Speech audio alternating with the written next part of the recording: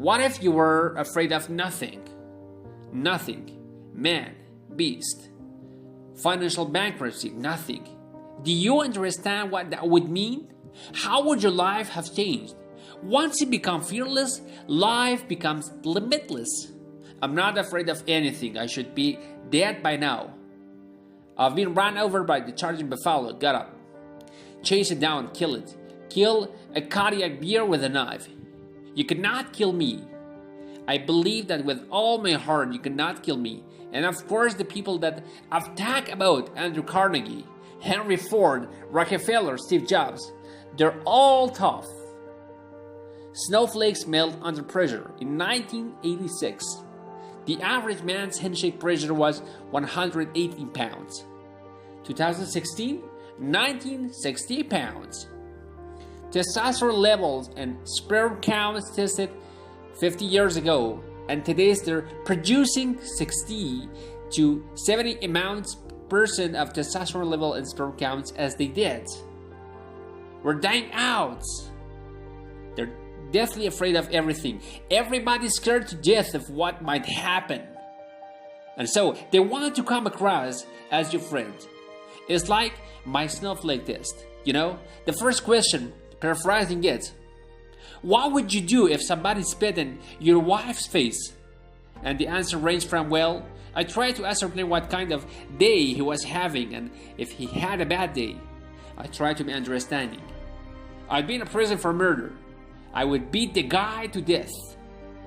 Is that what we need today? No. I'm not saying that's me, tough. But I'm advocating that the guy act like they had a pair. There's never an easy time to make hard decisions, never. But what you have to be able to do is pull the trigger, take action. And reading books and listening to podcasts is not taking action. It's just another form of procrastination. The main differentiation between high performance people is they believe in extraordinary. Remember yesterday I said, you're not gonna exceed the highest and wildest expectation. For those of you that want to be a millionaire, you're never gonna make 10 million. For those of you who want to be 10 million, you're never going to make 100 million. For those of you who want to make 100 million, you're never gonna make a million or to be a billionaire. Because psychologically, your subconscious doesn't know you're full of shit. Your subconscious starts to slow down when you get to $100 million at 75, 79, 82, 89, 91. And then you're asleep at 96 million. And you may stumble over the goal at 100 million by accident. I have 3 regrets in life. 1, I am a combat trained army officer who never saw a combat. 2, the night before my mother died, I told her, God damn, you're not gonna die. Quit around. She's dead in the morning. And 3rd, I didn't set my goals high enough. Jack Welch said it much better than I. There is no such things as work-life balance. There are work-life choices, and you make them, and they have consequences. There are consequences that I didn't go to my daughter's sweet 16th birthday party. There are consequences, but are they greater than the consequences of being dirt broke when you die? You ask yourself that. Would you rather make a choice between your daughter's 16th birthday or your being flat, broke, hand up in the corner, homeless, whatever your time comes? You tell me.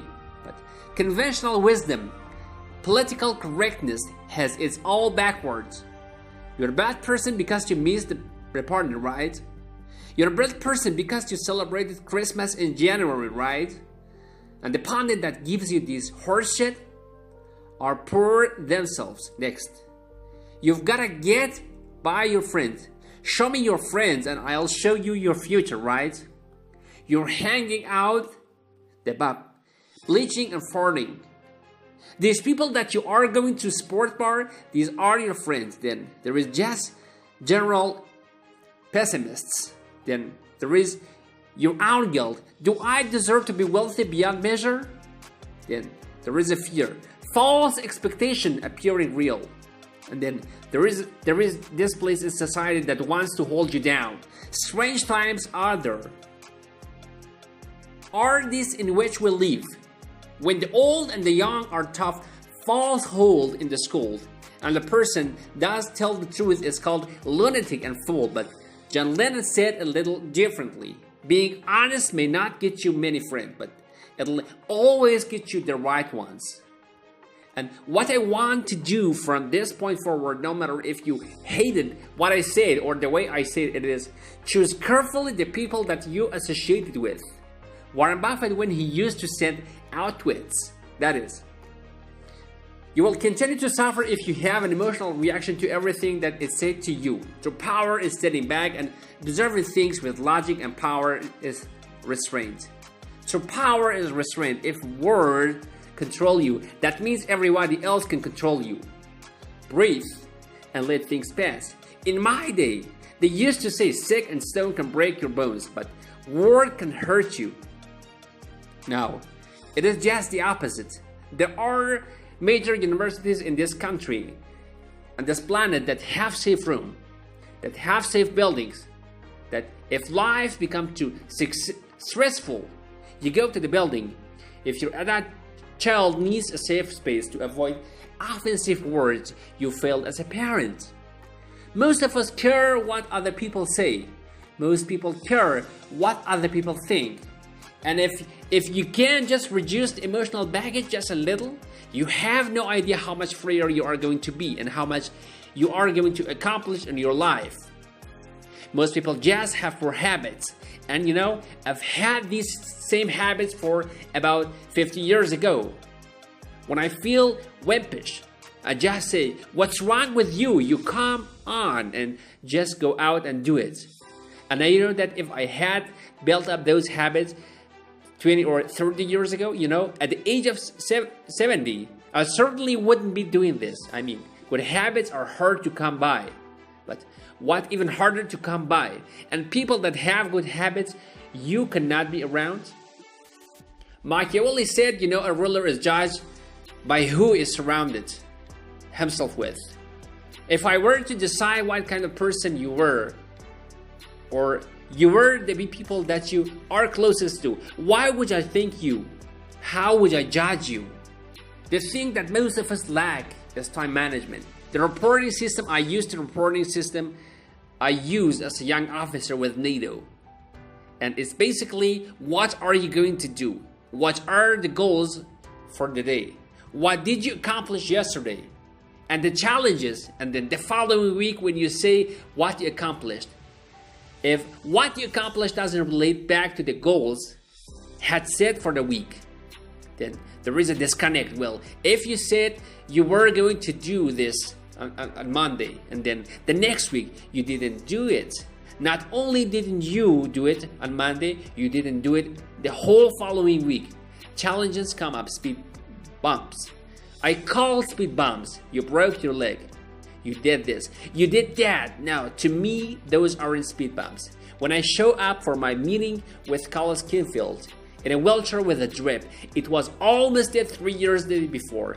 I mean, that commitment. Kids are not programmed for success. But once in a while, our kids, they were programmed. That's a little Tiger Woods when he's 3 years old on television showing up him how to hit a golf ball. The Williams sisters were programmed for success since they were little. I was programmed by an accident.